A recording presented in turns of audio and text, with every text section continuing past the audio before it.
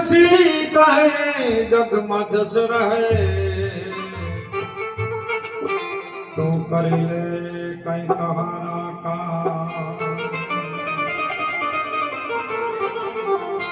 नाम सरीखो जग में कोई नहीं जप तप तीरथ में जो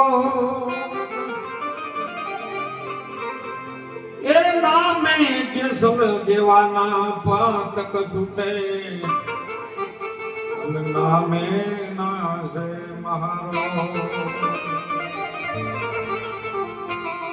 माटे श्वासे श्वासे समरण करी ले मीठा श्वास मत खोय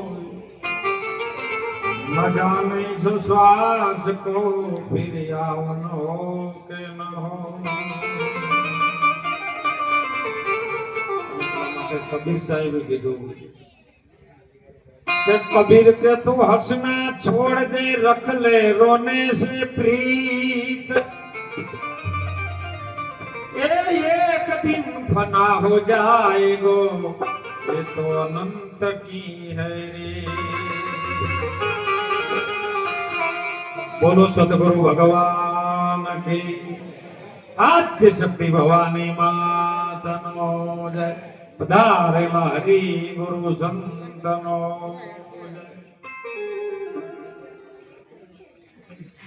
આજે આ મંગલ પ્રસંગની અંદર કુંભાસણ ગામની આ પવિત્ર ધરતીમાં આદ્ય શક્તિમાં ભવાનીના બેસણા એના સાનિધ્યમાં એની છત્રછાયામાં આજે સમસ્ત કુંભાસણ ગામ મળી સર્વ ભક્તજનો મળી એવા શિરમૂળ સંતોના આપણને દર્શનનો લાભ પાયો એમના ધનનો આજે સત્યના માર્ગે કઈ ઉપયોગ કર્યો એવા તમામ કુંભાસણ ગામના ભક્તજનોને ગામજનોને પ્રભુ ભક્તોને સદગુરુ મહારાજના બાળકોને ખૂબ ખૂબ તાળીઓથી વધાવો સાહેબ।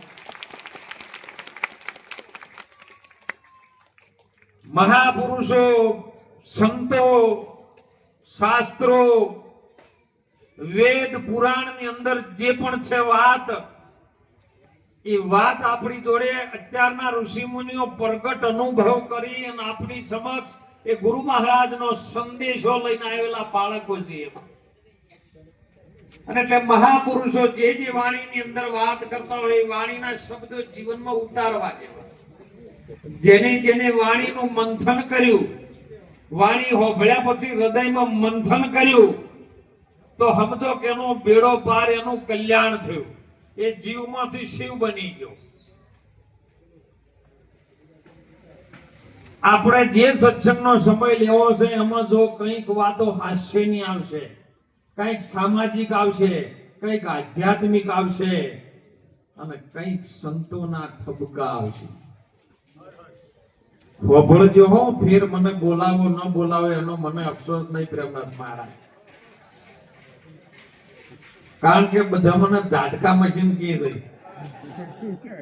એટલે હું એમ કહું કે આદ્ય શક્તિમાં ભવાની માતાજીનું મંદિર છે અને સંતોની સભા છે જ્યાં સુધી સંતોનો સત્સંગ ચાલતો હોય ત્યાં સુધી કોઈને બીડી ચેતાવી નહીં વ્યસન કરવું નહીં અને એક આવડી બીડી જો તમને ટક્કર ના ચાલતી હોય ભજનમાં આવવાનું રહેવા દેજો। 3.5 મણની કાયા તમારે આટલી બીડી જો તમને નચાવતી હોય તો ભજન કરતી બીડી તમારે મોટી થઈ ગઈ કહેવાય કારણ કે મારું વ્યસન મુક્તિનું અભિયાન ચાલે સંતોની દયા છે એટલે જાગૃત થજો સમય જાગવા માટે મળ્યો છે સમય જાતો નથી આ જિંદગી જાય છે સમય તો જમશે એમ ચાલે જ છે પણ આ સમયમાંથી આપણી જિંદગી જાય ને એ જતી રહે છે અને પાછળથી પસ્તાવો થાય એટલે મહાપુરુષો આવા તત્વજ્ઞાની સંતો જેની છત્રછાયામાં જેના છોડે આપણે બેઠા છે ને એવા પરમ પૂજ્ય ને વંદનીય જસપુરિયા નિવાસી 1008 હરદેવપુરી બાપુના ચરણોમાં વંદન કરી છે કે બાબા તમે અમને આશીર્વાદ આપજો જેથી કરીને આ જીવોનું કોઈ કલ્યાણ થાય। અને એમાં બધાને સાથ સહકાર આપ્યો છે. જેમને જેમને દાનમાં હાથ લંબાયો છે એમને પણ ગુરુ મહારાજ ને માં ભવાની ખૂબ એમની પ્રગતિ કરાવે. પણ આ બધું છે ને એ વ્યવસ્થા પૂરતું મહારાજ. જ્યાં સુધી જે આવે એ બધું વ્યવસ્થામાં હચવાય હારું, પણ આપણો માણસનો દેહ કેમ મળ્યો છે એને જાણવું બહુ મુશ્કેલ છે. સવારામ બાપા કે છેલ્લી ઘડીનો ડચકાનો ખેલ જાણવો ઘણો મુશ્કેલ. જોઈ લો આ જુગ બંધનની છે જેલ. અહંકાર રૂપીમાં કિલ્લો આડો કર્યો છે, એને તોડવો ઘણો મુશ્કેલ. તૃષ્ણા રૂપી તાળું બધેલું છે, જબરું છે જડેલ. જોઈ લો આ જુગ બંધનની. કૃષ્ણ ભગવાનનો જન્મ જેલમાં થયો તો પણ એક પલમાં બહાર નીકળી ગયો. આપણે બધાનો જેલમાં થયો તો પણ હજી નહીં નીકળી ગયા.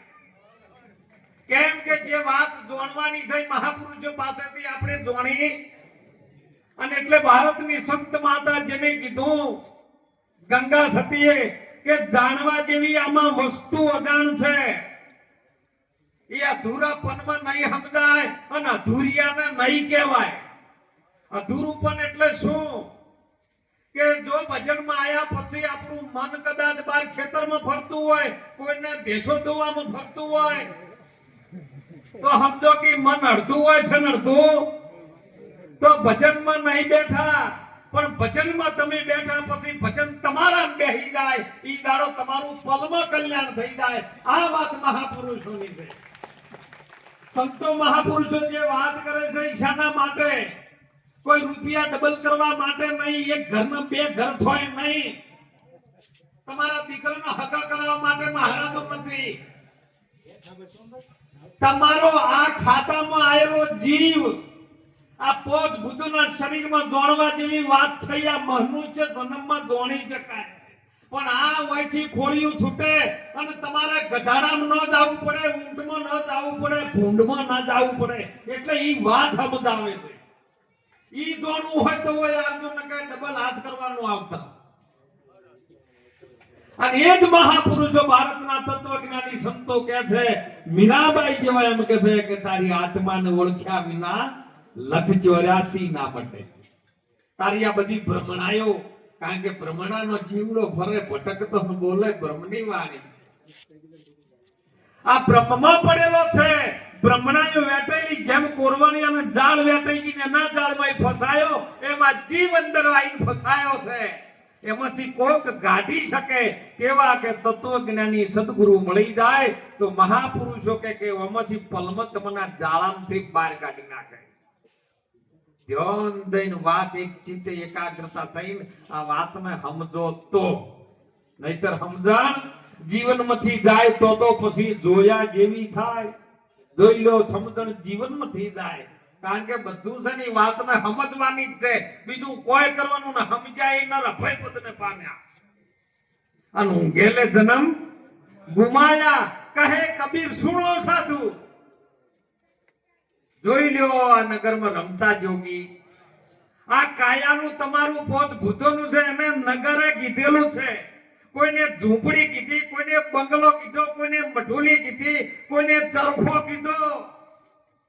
જેને જેને જો અનુભવ પહોંચ્યો એ વાત ઠેરાઈ સાહેબ. અને આ નગરની અંદર રમતો આવ્યો, રમતો જોગી છે. જોગી કોને કેવો? જેને જોગ મળી ગયો હોય જોગી. બધા બીજા બી જોગી. જોગ છે ને ગુરુ મહારાજ નો મળી ગયો, જેને સંત નામનો મળી ગયો, સદગુરુજી નું નિજ નામ નિશાન મળી ગયું, એ બધા જોગી, નકર બધા વિજોગી. અને એ મહાપુરુષો સંતો કે છે કે રમતો કોણ આવ્યું છે? સંતો કેવો ઉત્તર રે દિશાથી એ એક રમતો જોગી આવ્યો રે જીરે જીરે જી. અને આવી મારી નગરીમાં એ અલખ તો જગાયો. અલખ જે ન લખી શકાય એવો અલખ જગાયો. બીજો ગાહું તો બની. નિરલભાઈ નું ભજન છે સાહેબ. આ નગરમાં જે રમતો છે રમે છે કોણ? આખા શરીરનો મેન આધાર છે શ્વાસ. અઢી અક્ષર નો છે હો. મૃત્યુ અઢી અક્ષર નો. પ્રાણ એ અઢી અક્ષરનો, ગ્રંથ અઢી અક્ષરનો, લગ્ન એ અઢી અક્ષરનો, પ્રેમ અઢી અક્ષરનો, પ્રભુ એ અઢી અક્ષરનો. તમે વિચાર કરજો અઢી અક્ષરમાં કેટલું બધું ગૂંથાયેલું છે. એટલે કબીર સાહેબ ને કહેવું પડ્યું, પોથા પઢી પઢી તો સબ પંડિત ભયા, પંડિત હુआ ન કોઈ, ढाई अक्षर जो प्रेम का पढ़ी ले सो ही पंडित होय, राम रस ऐसो है मेरो भाई, पीवे सो अमर हो जाए. અમર એટલે ના મરી શકાય એવો, તો ન મરી શકાય એવું વસ્તુ અંદર છે શું? ઉપર ચડશે ચાલે નહીં. શું છે? કોરોનામાં જેટલા ઢગલા થઈ ગયા, થાળીઓ છૂટી જતી, ખાલી શેકો કહેતો હોય